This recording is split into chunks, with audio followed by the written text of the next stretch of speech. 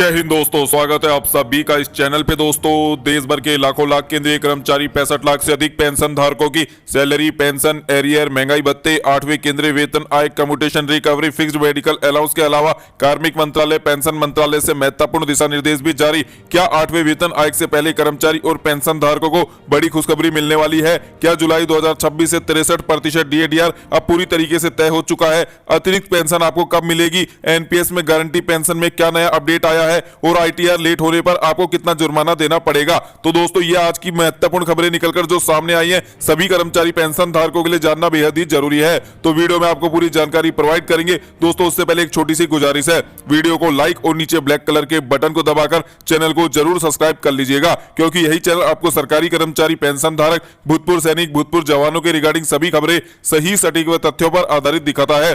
तो चलिए दोस्तों, ऐसे में आप सभी का ज्यादा समय न लेते हुए आज की सभी खबरों को विस्तार पूर्वक जान लेते हैं। सबसे पहले बात करेंगे 8वें केंद्रीय वेतन आयोग को लेकर। दोस्तों, पिछले कुछ दिनों में 8वें वेतन आयोग की गतिविधियां तेज होते हुए दिखाई देने लगी है। अलग अलग कर्मचारी और पेंशनर संगठन लगातार अपने सुझाव आयोग तक पहुंचाने लगे हैं।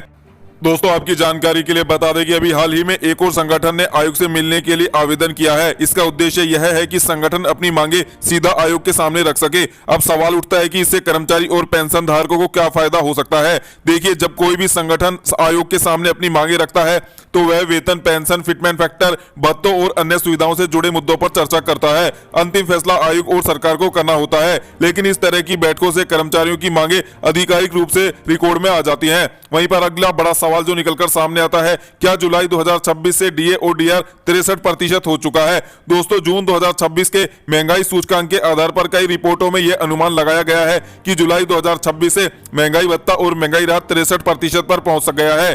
लेकिन यहां पर एक बात समझना जरूरी है, जब तक केंद्र सरकार और केंद्रीय मंत्रिमंडल अपनी आधिकारिक मंजूरी नहीं देते हैं, तब तक इसे अंतिम सरकारी घोषणा नहीं माना जा सकता है। अगर सरकार आने वाले महीनों में इसकी घोषणा करती है तो बढ़ा हुआ DADR यानी कि महंगाई भत्ता, महंगाई राहत जुलाई 2026 से लागू होने वाला है और 20 के महीनों का एरियर आपको संबंधित नियमों के हिसाब से मिलने वाला है। वहीं पर दोस्तों, आपकी जानकारी के लिए बता दें, केंद्रीय कर्मचारी 65 लाख पेंशन धारकों को वर्तमान में 60% महंगाई भत्ते, महंगाई राहत के साथ सैलरी पेंशन का भुगतान किया जा रहा है। लेकिन अब आपके महंगाई भत्ते, महंगाई राहत में लगभग 3% की बढ़ोतरी हो चुकी है। अब इसका फायदा भी केंद्रीय कर्मचारी पेंशन धारकों के लिए हर साल की तरह केंद्र सरकार अक्टूबर महीने में कैबिनेट की बैठक से मंजूरी जारी करेगी, जिसके बाद आपको अक्टूबर महीने की सैलरी पेंशन का भुगतान बढ़े हुए महंगाई भत्ते और महंगाई राहत 63% के साथ शुरू कर दिया जाएगा। और साथ में आपको जुलाई, अगस्त, सितंबर कुल मिलाकर 3 महीने का एरियर का भुगतान भी एकमुश्त करके सरकार की ओर से दिया जाने वाला है। वहीं पर दोस्तों, अब अगली बड़ी इंफॉर्मेशन की चर्चा कर लेते हैं।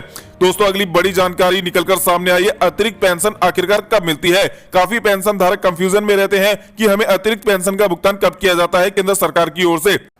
दोस्तों, जो अतिरिक्त पेंशन को लेकर नियम बनाए हुए हैं, उसके अनुसार 80 वर्ष पूरे होने पर 20% अतिरिक्त पेंशन भुगतान करके दी जाती है। 85 वर्ष होने पर 30% अतिरिक्त पेंशन भुगतान की जाती है। 90 वर्ष पूरे होने पर 40%, 95 वर्ष पूरे होने पर 50% और 100 वर्ष पूरे होने पर 100% अतिरिक्त पेंशन का भुगतान पेंशन धारक को किया जाता है। अगर पात्र होने के बाद भी अतिरिक्त पेंशन आपकी शुरू नहीं हो पाती है तो आपकी पेंशन जारी करने वाली एजेंसी, बैंक या संबंधित कार्यालय से आपको संपर्क करना चाहिए और अपने जन्म तिथि के रिकॉर्ड की जांच कर लेनी चाहिए। कई बार देखने में आता है कि जन्म तिथि में गलती होने के चलते अतिरिक्त पेंशन का फायदा पेंशन धारक को समय पर नहीं मिल पाता है। यदि आपके जन्म दिनांक में गलती है तो आपको स्पर्श पोर्टल के माध्यम से या फिर CPM ग्राम पोर्टल के माध्यम से शिकायत दर्ज करनी चाहिए, ताकि आपकी जन्म तिथि को सुधारा जा सके और आपकी अतिरिक्त पेंशन का भुगतान शुरू किया जा सके। अब चलिए दोस्तों, अगली बड़ी इंफॉर्मेशन की चर्चा कर लेते हैं। ओल्ड पेंशन स्कीम को लेकर नई बहस। दोस्तों, पुरानी पेंशन योजना को लेकर देश में अलग अलग राय सामने आती रहती है। कुछ विशेषज्ञ मानते हैं कि OPS से सरकारी खर्च बढ़ता है, जबकि कुछ अन्य विशेषज्ञों का कहना है कि आर्थिक दबाव के पीछे कई अन्य कारण और भी जिम्मेदार हैं। इस विषय पर अलग अलग संगठनों, विशेषज्ञों और पूर्व अधिकारियों के अपने अपने विचार हैं। अंतिम नीति निर्धारण सरकार द्वारा किया जाता है। चलिए दोस्तों, अब अगली बड़ी इंफॉर्मेशन की चर्चा कर लेते हैं। ITR देर से भरने पर क्या होगा? इनकम टैक्स रिटर्न, यानी कि दोस्तों, आपकी जानकारी के लिए बता दें, निर्धारित अंतिम तिथि निकल चुकी है।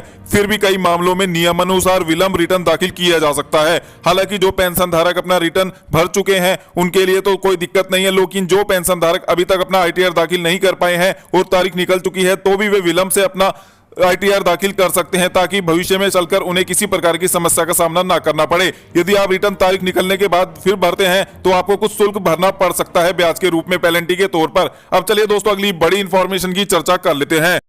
दोस्तों क्या 8वें वेतन आयोग के लागू होने से पहले ही केंद्रीय कर्मचारी और पेंशनर्स को बड़ी राहत मिल सकती है? क्या सरकार अंतरिम राहत देने पर विचार कर सकती है? क्या 50% महंगाई भत्ता और महंगाई राहत को बेसिक वेतन और बेसिक पेंशन में मर्ज करने की मांग अब और तेज हो गई है?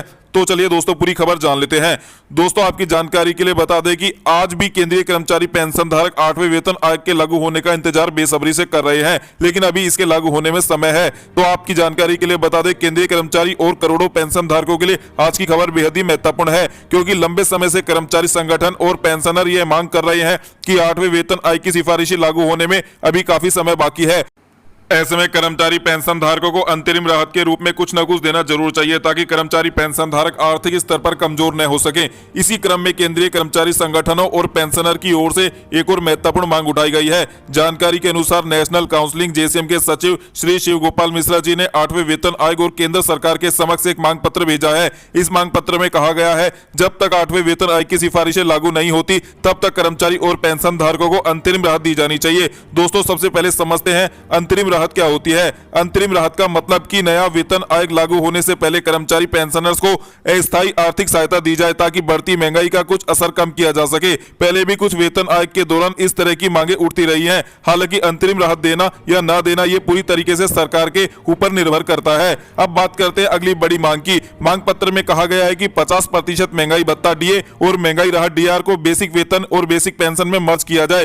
दोस्तों ये मांग इसलिए भी महत्वपूर्ण उठाई जा रही है क्योंकि जब DA DR बेसिक में जुड़ता है तो केवल मासिक वेतन ही नहीं बढ़ता बल्कि भविष्य में मिलने वाले कई अन्य भत्तों और पेंशन संबंधित गणनाओं में भी सकारात्मक प्रभाव पड़ सकता है। कर्मचारी संगठनों का तर्क है कि पिछले कुछ वर्षों में महंगाई लगातार बढ़ी है। रोजमर्रा की जरूरतों से लेकर इलाज, शिक्षा और परिवहन तक लगभग हर क्षेत्र में खर्च बढ़ चुका है। ऐसे में DA बढ़ाना पर्याप्त नहीं है बल्कि कर्मचारी पेंशन धारकों को आर्थिक सहायता की आवश्यकता है। दोस्तों संगठन ने यह भी कहा है कि 8वें वेतन आयोग की अंतिम रिपोर्ट आने और उसे लागू होने में समय लग सकता है। यदि सरकार इस दौरान कोई राहत नहीं देती है तो कर्मचारी और पेंशनर्स को लंबे समय तक इंतजार करना पड़ सकता है। इसी कारण अंतिम राहत की मांग फिर से प्रमुखता से उठाई गई है। क्या सरकार यह मांग मान लेगी? इसका जवाब फिलहाल किसी के पास नहीं है। अभी तक केंद्र सरकार की ओर से इस मांग को स्वीकार करने या लागू करने की कोई आधिकारिक घोषणा नहीं की गई है, इसलिए फिलहाल इसे कर्मचारी संगठनों की मांग के रूप में ही देखा गया है।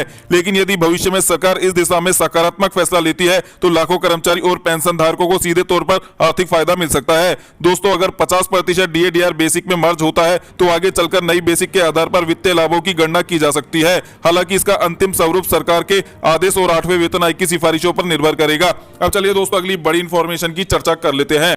वहीं पर दोस्तों अलग अलग संगठनों ने मांग की है कि कम्यूटेशन रिकवरी की अवधि को 15 वर्षों से घटाकर 13 साल किया जाए। पेंशन को अंतिम आहरित वेतन का 50% से बढ़ाकर 70% किया जाए। फिक्स्ड मेडिकल अलाउंस की राशि को 3,000 रुपए तक बढ़ाया जाए।